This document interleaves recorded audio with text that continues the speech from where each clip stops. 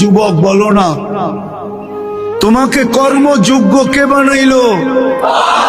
কর্মযোগ্য কে রাখলো?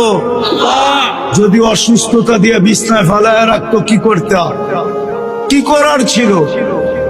অভিযোগ, থানায় কেস, কোর্টে যায় আপিল, র্যাবের কাছে নালিশ, কি করার ক্ষমতা ছিল? অস্তিত্বটাকে দিল, কর্মযোগ্যকে বানাইলো। কর্মযোগ্য কে রাখতেছে? কতটুকু নুন খাই,